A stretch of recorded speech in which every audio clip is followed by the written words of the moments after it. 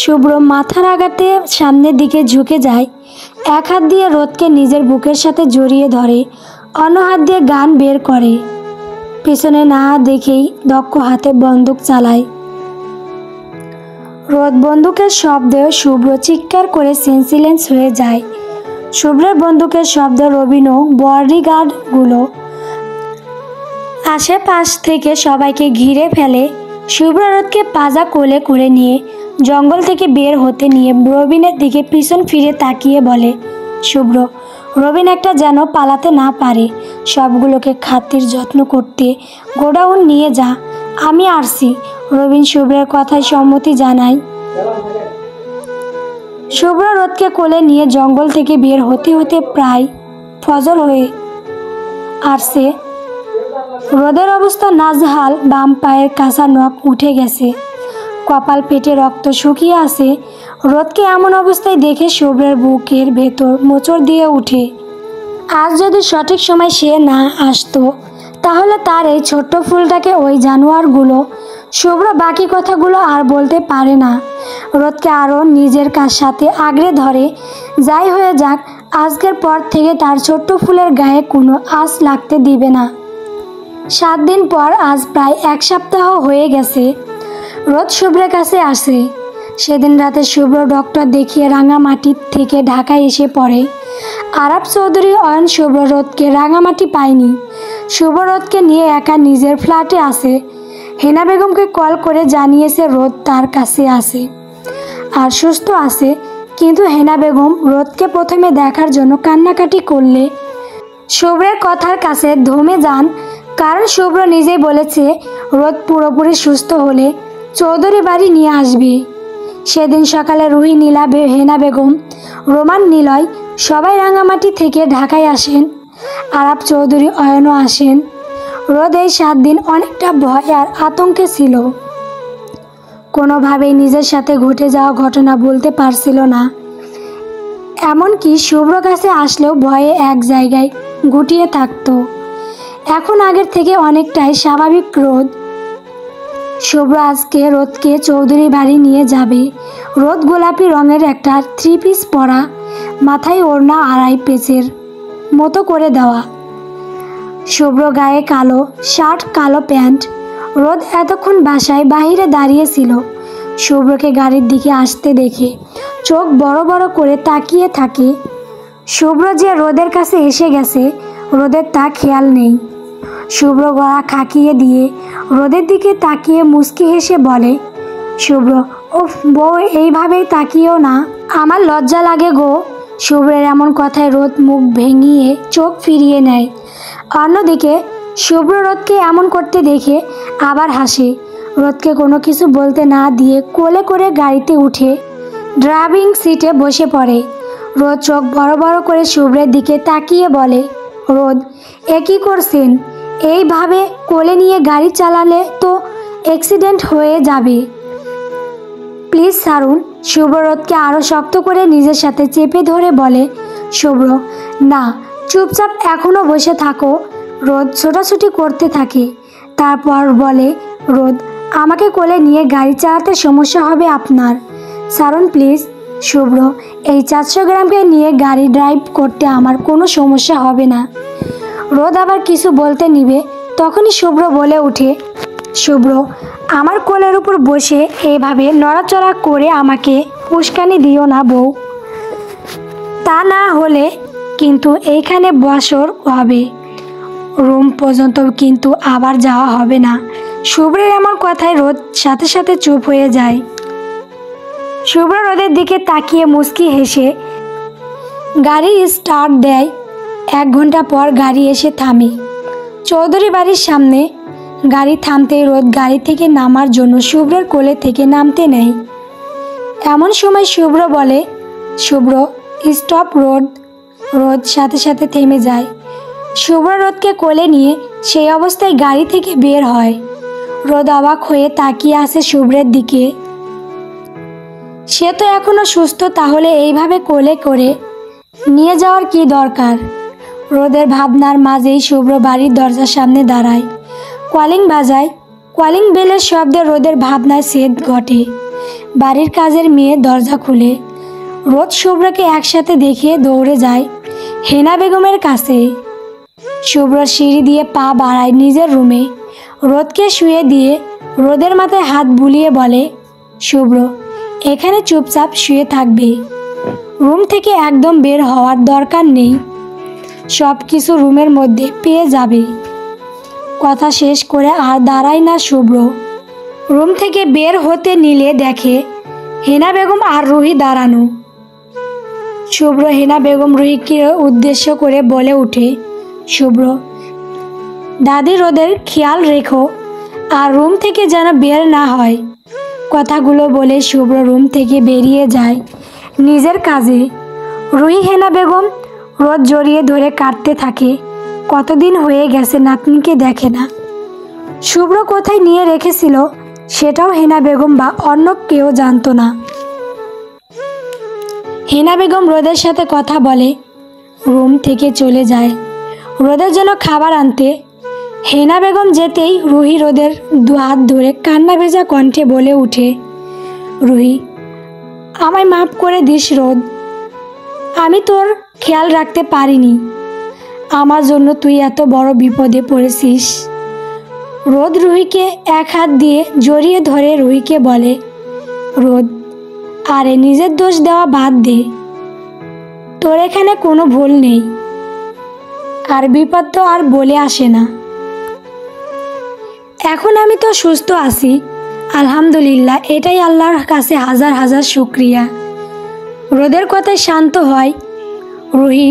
চোখ মুছে রোদকে জড়িয়ে ধরে বলে, রুহি আল্লাহ আমাদের ভাইয়ার আর্তনাদ শুনেছে, আমাদের দোয়া কবুল করছে। রোদ ব্রু কুচকে তাকায়। রুহি বিষয়টা বুঝতে পেরে বলে উঠে, রুহি ভাইয়া তো তোর জন্য পা। রুহি বাকি কথা আর বলতে পারে না। হেনা বেগম রুমে এসে বলে উঠে, হেনা বেগম পরে গল্প করিস তোরা, এখন রোদকে খেতে দে। আর নীলাও আসছে রোদের বাড়ি ফেরার কথা শুনে। রোদ রুহি দুজনে হাসে। হেনা বেগম রোদকে খাইয়ে দিয়ে আবার নিচে চলে যায়। এর মধ্যে নীলাও এসে পড়ে। রোদ রুহি নীলা মিলে পুরো দুপুর আড্ডা দেয়। এখন সময় বিকেল 4টা। শুভ্র যে সেই সকালে বাড়ি থেকে গাড়ি নিয়ে বের হয়েছে, এখন পর্যন্ত আসেনি, রাত ছাড়া হয়তো আসবেও না। নীলা দুপুরে খাওয়া দাওয়া করে চলে গেছে। অহনা টিনা এখনো বাড়িতে আছে। বাড়িতে আসার পর থেকে রোদ হাসি বেগম আর রিয়া দেখেনি কোথাও। বিষয়টা তার চোখ এড়ায়নি। এইসব ভাবছিল রোদ। ছাদের এক কোণে দাঁড়িয়ে এমন সময় পিছন থেকে কেউ বলে উঠে, কেমন আছো রোদ? রোদ সাথে সাথে পিছন ফিরে তাকায়। অয়নে দেখে প্রথমে গাবড়ে গেলেও পর মুহূর্তে নিজেকে স্বাভাবিক করে বলে, রোদ আলহামদুলিল্লাহ ভালো ভাইয়া। রোদ মাথা নিচু করে আসে। অয়ন পুনরায় শান্ত কণ্ঠে বলে, অয়ন মাথা নিচু করে আসো কেন? রোদ মাথা তুলে অয়নের দিকে তাকায়। অয়নের চোখ দুটো ছলছল করছে। রোদ আবার সাথে সাথে মাথা নিচু করে আস্তে করে বলে উঠে, রোদ কিছু বলবেন অয়ন ভাই? অয়ন ভালোবাসি রোদ। রোদ বিরক্তি হয়ে বলে, রোদ প্লিজ ভাইয়া এইসব বলবেন না। অয়ন তুমি যতবার না বলবে আমি ততবার বলবো ভালোবাসি তোমায়, খুব ভালোবাসি। রোদ এইসব পাগলামি বাদ দিন ভাইয়া, আমি বিবাহিত, সেটা আপনার অজানা নয়। দয়া করে আমাকে আল্লাহর কাছের পাপের ভাগিদার বানাবেন না। অয়নের চোখে কোণে পানি। অয়ন রোদকে বলে, অয়ন আমি তোমাকে এত করে চাওয়ার পর কেন পেলাম না রোদ? বলবে আমায় কেন আল্লাহ আমাকে খালি হাতে ফিরিয়ে দিলেন? রোদ দীর্ঘশ্বাস ফেলে অয়নের দিকে তাকিয়ে বলে উঠে, রোদ আল্লাহ কাউকে খালি হাতে ফেরায় না অয়ন ভাই। আজ আপনি যা চাচ্ছেন তার থেকে উত্তম কিছু আপনার জন্য অপেক্ষা করছে। অয়ন আমার তোমাকেই চাই শুধু, অন্য কাউকে না। রোদ আপনার নসিবে যেটা নেই সেটা আপনি হাজার চাইলেও পাবেন না, আর যেটা আপনার নসিবে আছে সেটা আজ হোক বা কাল একদিন আপনি পাবেন ইনশাআল্লাহ। রোদ কথাগুলো বলে আর দাঁড়ায় না। দ্রুত পায়ে ছাদ থেকে নেমে আসে। অয়ন অস্ত্র ভেজা নয়নে তাকিয়ে আসে রোদের যাওয়ার দিকে। বুকের ভিতর ভালোবাসা না পাওয়া তীব্র থেকে তীব্র যন্ত্রণা। অয়ন মনে মনে বলে, অয়ন, যে মানুষটা আমার কখনোই হবে না, তার জন্য এত মায়া ভালোবাসা আমার মনে কেন দিলে আল্লাহ? আমি ভুলতে গিয়েও তাকে ভুলতে পারি না। রাত 10টা, রোদ নিজের রুমে শুয়ে আছে।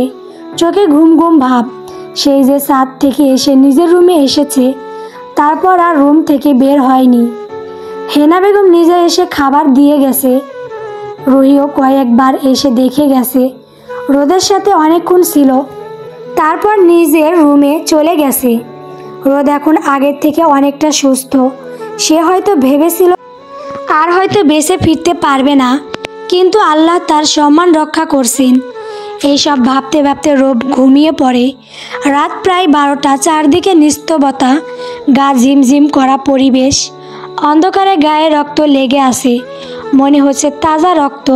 পুরো মুখ শার্ট লাল হয়ে আসে। যে কেউ এই পুরুষের এমন ভয়ঙ্কর অবস্থা দেখলে ভয় সেইখানে শেষ হয়ে যাবে। চোখে মুখে হিংস্রতা প্রকাশ পাচ্ছে। চারপাশে অন্ধকার আর জঙ্গল, গাছপালা ছাড়া আর কিছুই দেখা যাচ্ছে না। দূর দূরান্তের দিকে তাকালে শুধু অন্ধকার আর অন্ধকার। গায়ে রক্ত মেখে থাকা লোকটা হঠাৎ বলে ওঠে, সবগুলোকে কুচি কুচি করে কেটে জঙ্গলের জন্তু জানোয়ারদের খেতে দে, আর কলিজাগুলো বের করে টুকরো টুকরো করে পিছনে পুকুরে মাছদের খেতে দিবি। পাশে থাকা লোকটির সাথে সাথে মাথা ঝাঁকিয়ে সম্মতি দেয়। লোকটি আর কোনো কিছু না বলে চলে যায় নিজের গন্তব্যে। সকাল 8টা। সূর্যের আলো রোদের চোখে মুখে পড়তে চোখ মুখ কুঁচকে ফেলে রোদ। আস্তে আস্তে পিট পিট করে চোখ খুলে তাকায়। ঘুমের রেশ এখনো কাটেনি। রোদ আবার চোখ বন্ধ করে নেয়, কিন্তু সূর্যের মামার মনে হয় রোদের এখনো ঘুমিয়ে থাকাটা পছন্দ হয়নি। তাই তো বারবার সূর্যের আলো চোখে মুখে পড়ছে। রোদ বিরক্তি হয়ে ঘুরে অন্যদিকে ফিরতে নেয়। এমন সময় কারো বুকের সাথে ধাক্কা খেয়ে পড়ে যায়। এতক্ষণ খেয়াল না করলেও এখন দেখছে তাকে কেউ শক্ত করে আষ্টে পিষ্টে জড়িয়ে ধরে আছে। রোদ চোখ বড় বড় করে তাকিয়ে জোরে চিৎকার দিয়ে বলে, রোদ, নানু তুমি কোথায়? আমার রুমে এই বেড়া কেডা? নানু বাঁচাও আমাকে। রোদের এমন গলা ফাটানো চিৎকারে শুভ্র ধর ফরিয়ে বিছানার উপর উঠে বসে। রোদ এখনো চিৎকার করে যাচ্ছে শুয়ে শুয়ে চোখ বন্ধ করে। শুভ্র জোরে ধমক দিয়ে বলে, শুভ্র, এই বিয়াদব চুপ, আমি তোর জামাই, অন্য বেড়া না। শুভ্রের এমন ধমক রোদ সাথে সাথে চুপ হয়ে যায়। কিছুক্ষণ সেই ভাবে চুপ থেকে এক চোখ খুলে দেখে শুভ্র।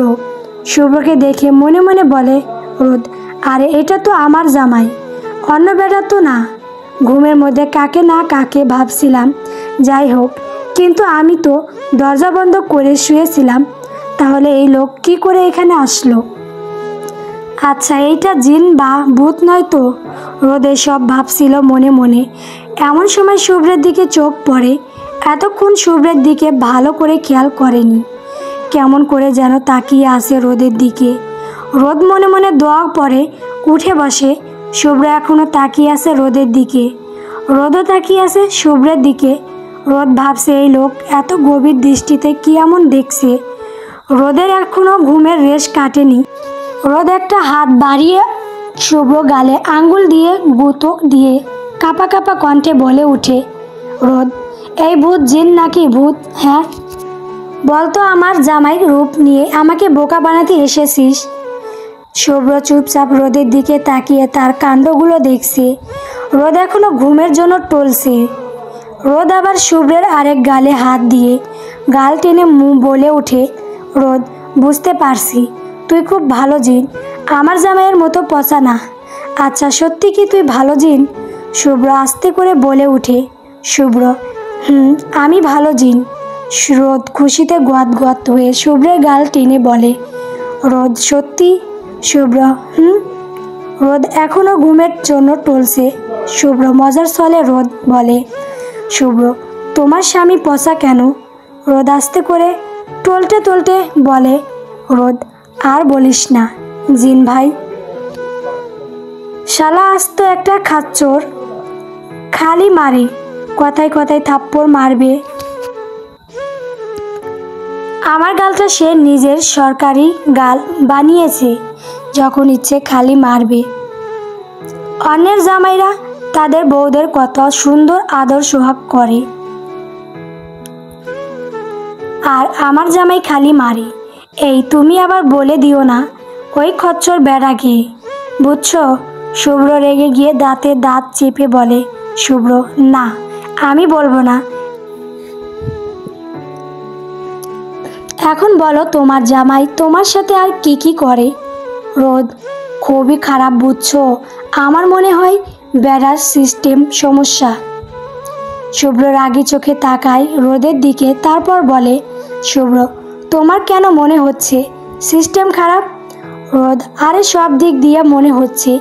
আমাকে মারে, খালি দূরে দূরে রাখে যেন ভয়ে তার সামনে না যায়, আর বুঝতে না পারি তার সিস্টেম খারাপ, তার জন্য খালি মারে। আর আমার তো অনেক বুদ্ধি, তাই বুঝতে পেরেছি। শুভ্র রাগে চোখ লাল হয়ে আসে, মনে মনে বলে ওঠে, শুভ্র সে এই আগে নিলয় গাধাটা বলতো আমার সমস্যা সিস্টেম খারাপ, এখন কিনা ঘরের বউ বলছে, সে বালের জীবন। শুভ্রের ভাবনার মাঝেই রোদ শুভ্রের এক হাত ধরে বলে, রোদ জিন ভাই তোমাকে আমার সাথে আকাশে উড়িয়ে নিয়ে চলো, আমি আকাশে উঠতে চাই, আর আমি তোমাকে বিয়ে করে সংসার করব। শুভ্র রোদের এমন কথা শুনে রোদকে নিজের সামনে এনে গালে থাপ্পড় বসিয়ে দিয়ে বলে, শুভ্র শালি আমার সিস্টেম খারাপ, আমি খচ্চর, আমাকে রেখে জিনের সাথে আকাশে উড়ে যাবি, তাকে বিয়ে করে সংসার করবি? দাঁড়া, তোকে করাচ্ছি সংসার। শুভ্রের এক থাপ্পড়ে রোদের চোখ থেকে ঘুম উড়ে যায়, গালে হাত দিয়ে শুভ্রের দিকে তাকিয়ে আসে। শুভ্র বিছানা থেকে উঠে যেতে যেতে বলে, শুভ্র অফিসে মিটিং আছে, তাই এখন ছেড়ে দিলাম, রেডি থাকিস রাতে, তারপর দেখব কার সিস্টেম দুর্বল। বলে শব্দ করে ওয়াশরুমের দরজা লাগায়।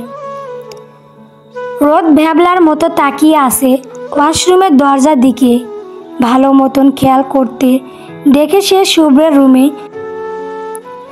তার ভালো মতো মনে আসে সে নিজের রুমে দরজা জানালা বন্ধ করে ঘুমিয়েছিল, তাহলে এই রুমে আসলো কি করে? আর ঘুমের মধ্যে কি সব বলছে, সি। রোদ বিছানা থেকে উঠে শুভ্রের দরজা খুলে এক দৌড়ে দেয়, নিজের রুমে এসে দরজা লাগায়। আজকে আর সেই এই রুম থেকে বের হবে না, আর এই খাটাস বেড়া যে তাকে থাপ্পড় মেরেছে তার শোধও নিবে। গল্প বাঁধনহারা প্রেম।